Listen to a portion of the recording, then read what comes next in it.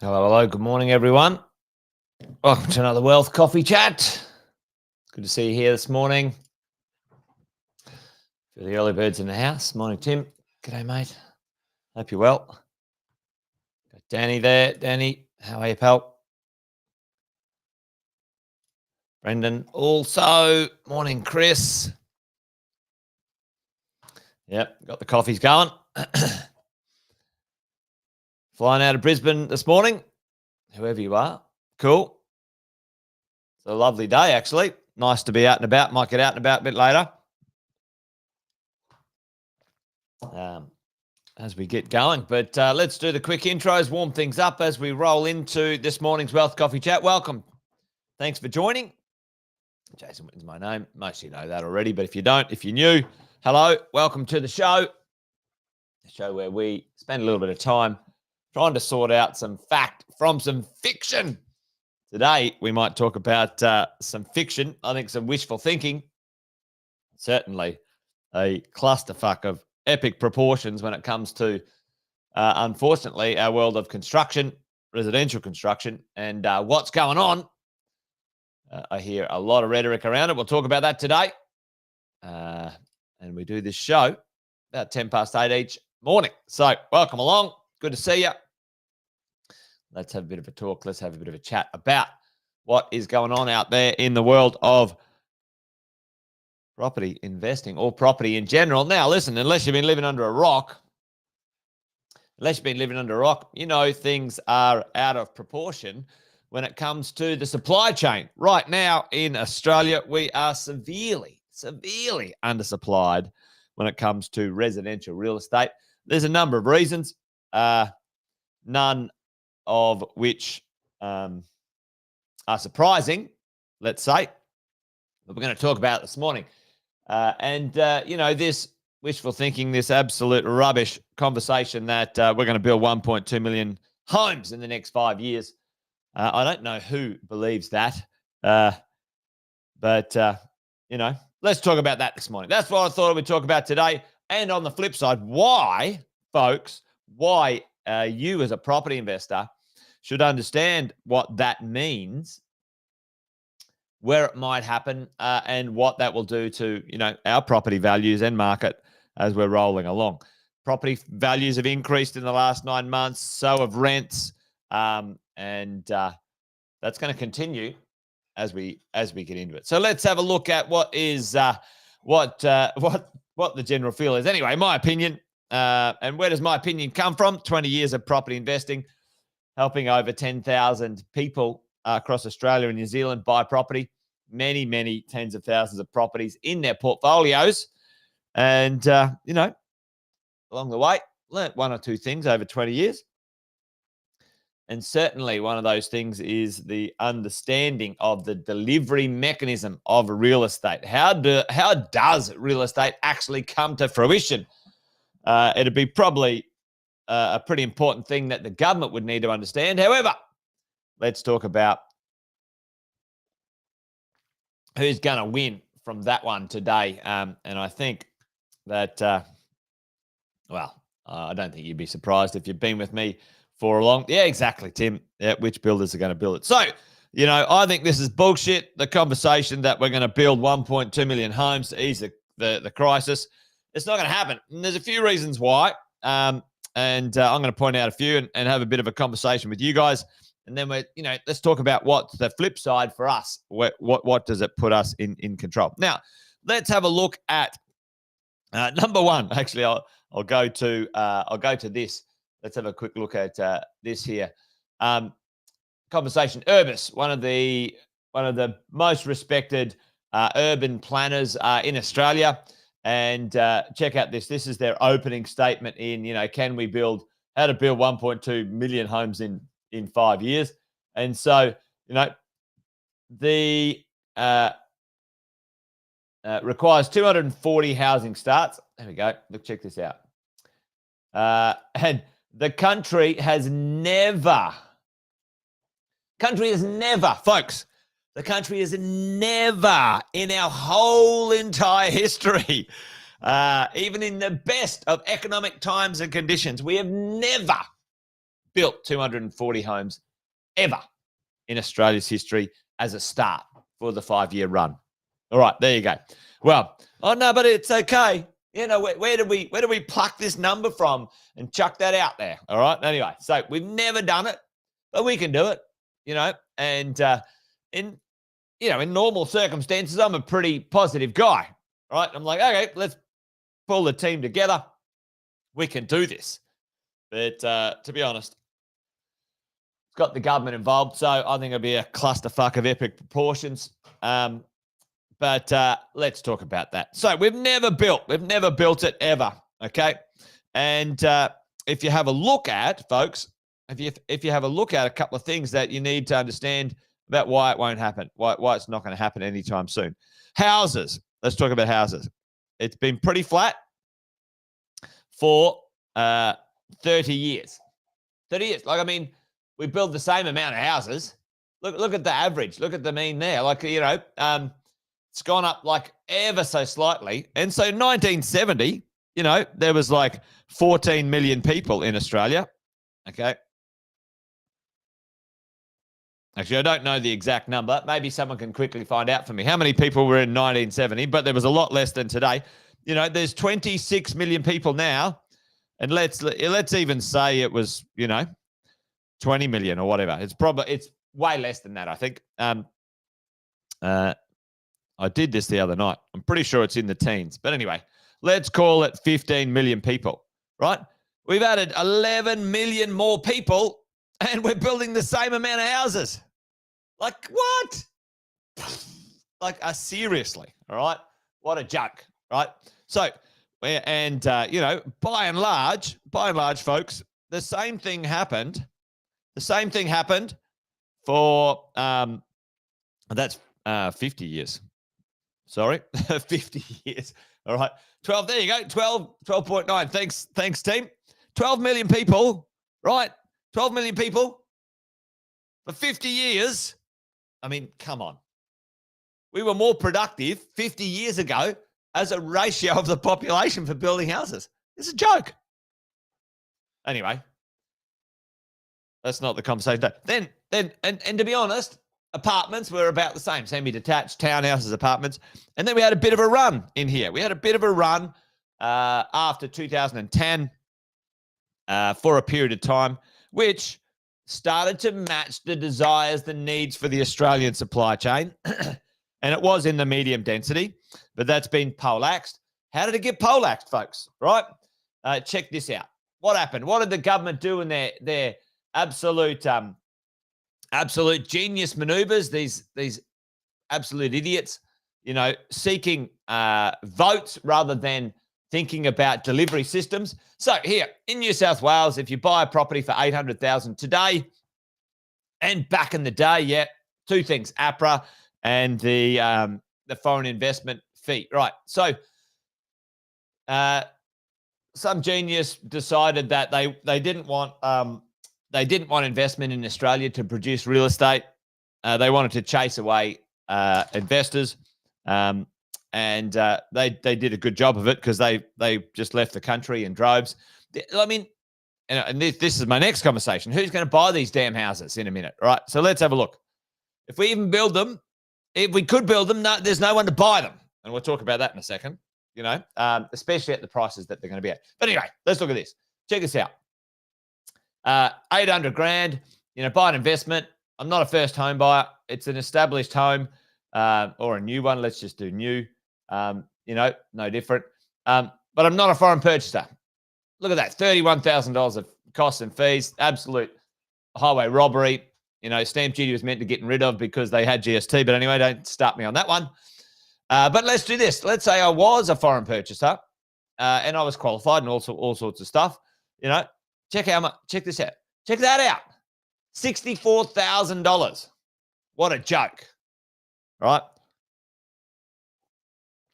Anyway, if your aim is to get more properties built, you got to have people to buy them, folks. Now, I'm not talking about, yeah, it's a joke. Anyway, there you go. So it's not going to happen. Medium density. So why isn't it going to happen? Well, approvals of all of those properties since, like Chris, you know, you and I sort of talk about that. You know, since the APRA malarkey, right? Down, right? Down. Now, what is these little? What are those little bips there, folks? Down, down. Like in all places. Since 2018, or even a little earlier, depending on where you were, the number of approvals went down and is still going down. And approvals are a leading measure, a measurement to the future, okay? And you'll be interested in a minute. You know, usually we would say the time frame to deliver something. What were those little blips on the radar there, folks, when it came to, you know, these things? Well, that was when the government gave away free money. Yep. Government incentives. So, you know, those government incentives, you see it goes up, goes down, you know, and by and large, you know, the trend is down. Now, a huge amount of those houses haven't even been delivered. You know, they were contracted in 2021. It's now almost the end of 23, and they still haven't been built, folks. Why? Well, again, you know, governments giving away dosh have caused problems when it comes to the supply chain. Now, one of the big ones is it's taking longer to build. You know, during COVID, obviously, had an issue, but now apartments, you know, have gone up significantly, probably 1/3 longer to build an apartment. Townhouses up a bit, houses up a bit as well. So the time it takes to deliver this. Now, you know, we've never built them, folks. We've never built 240,000. You know, whatever Genius said we could, or is chucking that number out there, should be, you know, have a bit of a look in the mirror and give himself a slap. And then probably look backwards and go, oh, well, when we were good, we would deliver them for this price and this time frame, right? It's not going to happen. Not going to happen. So it's going to take longer. There's less of them, right? And then my question to you is like, who the hell's going to buy them, folks? All right. And the cost is higher. It's going to take longer. We've never done it before. It's going to take longer. It's going to cost more. So it's going to cost more. The average price is going to be way more. We've got a lot of people, a population, which is good. That's great for you and me, established properties. Yeah, and council controls and issues. They're not helping by any stretch of the imagination, folks. So the established properties, people can, you know, buying. So there's more competition for established properties now, which is great if you've got one or you've got one under control. There's huge amounts of competition for rent, which is great news for us as landlords and people who rely on our income to, you know, cover those things. But then, you know, who's going to damn well buy them, folks, right? So a person who could borrow, who could buy an average property, an average new property, anywhere in a capital city on the East Coast, call it 750, maybe a smidgen less if it's an apartment, maybe, call it 100 grand less if it's apartment, call 100 grand more if it's a house, okay, and then in Sydney, you wouldn't get a house for 750. Not a chance. You'd have to go 100 kilometers away. So let's have a look at that, right? So their borrowing power, max purchase price, right? And that's including a deposit, right? That's saying, okay, they're putting an X deposit or whatever it is, right? Their borrowing power, 558, their max purchase price over here, 937, has gone down. The maximum purchase price down $240,000, borrowing power down $200,000, average person. Who's going to damn well buy them, folks? They might produce them. They're certainly not going to produce them for you and me and the general public to buy. And this is the thing. This is the thing that we need to understand, keep an eye on, right? Because who's producing them, folks? Toyota, like the big companies, the big entities are, producing them. And the other part of this, the other thing of this is, check this out. Very sad this thing here. So as of late 2023, the ASIC data shows that 2023, that's just that's the number, not the date. 2023 construction companies have gone into liquidation since mid-2021. 2,000, folks. Imagine the people employed. Imagine those industries gone into liquidation. Now that's not even defining the ones that are struggling, and it's at all levels. Then how are we going to deliver this? How are we going to deliver it, folks? It's an absolute cluster. Absolute cluster. The ability for you and I to borrow has reduced 40-odd%. The average property price has gone up, and between 15 and 20% to construct. So the gap is big. So if we did build them, who would buy them? If we did build them, who could buy them? That's why I think the interest rates are going to go down, folks. I think they are going to go down. The quality of properties will probably be sacrificed and reduced. If you go to other places in the world, the starting investments, one bedroom and stuff like that, or smaller houses, smaller dwellings, further away from infrastructure, that's on the radar as we go. But here's the government's great idea. Let's give tax breaks. Let's give incentives to, big companies to provide, real estate to the market that we're that useless that we can't. We actually had a good system, folks, a system that allowed you and I to benefit and provide stock to the marketplace. There was a few tune-ups. I actually supported the idea of secondhand real estate being less attractive to investors, so owner-occupiers could purchase it. Investors can help provide the supply chain. Anyway, I've got a few ideas, but there you go. So who's winning? Not you, not me. By default, well, let's be accurate. You and I will win because we're smart investors. And the things like independent, standalone, owner-occupier homes and units and townhouses that are really nice that people would want to own, that they're going to be in demand, folks. They're going to be in demand. So that's going to push our values up, our property values up. I think smart investors are going to have some upside. Who's going to lose is probably the question. And unfortunately, owner-occupiers will lose. And the government, long term, will end up, it'll cost them, it'll cost them a lot of money. Anyway, but ultimately it doesn't cost them, does it? It costs you and me, which is the cost is passed on to us as taxpayers. Anyway, can they build the 1.2 million homes? Not a chance on the planet.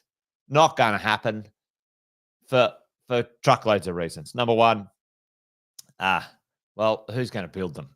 Like Tim said, who's left to build all these extra houses? Well, I'd be surprised, right? Yep.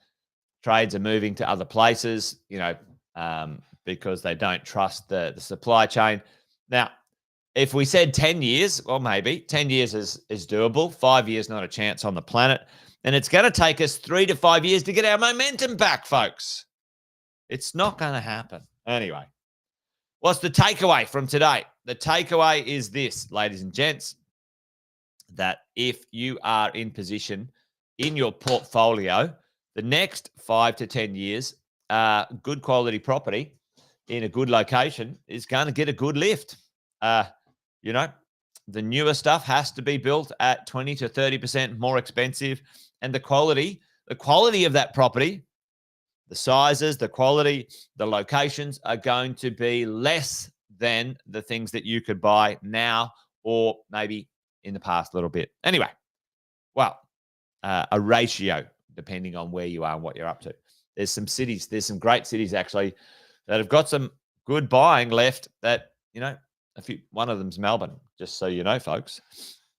Anyway, I'll save that for another day. Wealth Coffee Chat done and dusted. That's it for today. Good to see you, folks. Thanks for joining me. Come along tomorrow for another one if you're up for it. Let's do that. As always, leave me a little comment in the chat if you want me to cover something or there's something interesting out there that I've missed. Let me know.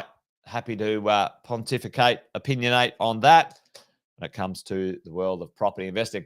All right, folks, that's it from me. You guys take care. Great to see you. Remember, there's a couple sayings around here. Buy well, don't sell. This thing's a marathon, not a sprint. Takes time to build your property portfolio. Hang in there. All right, that's it from me, folks. Take care. Bye for now.